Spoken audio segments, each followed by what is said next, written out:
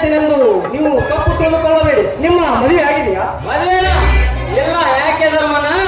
ಏನೂ ಇಲ್ಲ. ನನಗೊಬ್ಬಳು ತಂಗಿ ಇದ್ದಾಳೆ. ಈ ಊರಲ್ಲಿ ಜನ ಸರಿ ಇಲ್ಲ. ನಿಮ್ಮ ಮನಸ್ಸಿಗೆ ಬಂದರೆ ಮದುವೆ ಮಾಡಿಕೊಳ್ಳಿ. ಒಂದು ವೇಳೆ ನಿಮ್ಮ ಮನಸ್ಸಿಗೆ ಬರದೆ ಹೋದರೆ ಎಲ್ಲರೂ ಒಂದು ಹೊರ ಹುಡುಕಿ ಪುಣ್ಯ ಕಟ್ಟಿಕೊಳ್ಳಿ. ಏನು ಹೇಳ್ತಿದ್ರೆ ನೀವು?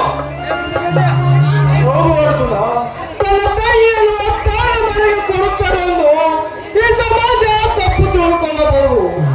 ಆದರೆ ಇವರ ಜನತೆಯ ಬಹಳ ಕೆಟ್ಟವರು. ನನ್ನ ತಂಗಿಯ ಮೇಲೆ ಮನಸ್ಸು ಮಾಡಿ ತನ್ನ ತಮ್ಮನಿಗೆ ತೆಗೆದುಕೊಳ್ಳುತ್ತ ಎಂದು ಕೇಳಿದ. ಆದರೆ ಆ ಶ್ರೀಮಂತ ನೋಯಿಗಳಿಗೆ ನನ್ನ ತಂಗಿಯನ್ನು ಕೊಡುವುದು ಅಲ್ಲ. ಅದಕ್ಕೆ ನಿಮ್ಮ ಮನಸ್ಸಿಗೆ ಬಂದರೆ ಮದುವೆ ಮಾಡಿಕೊಳ್ಳಿ. ನಿಮಗೆ ಕೈ ಮುಗಿದು ಕೇಳಿಕೊಳ್ಳುತ್ತೇನೆ.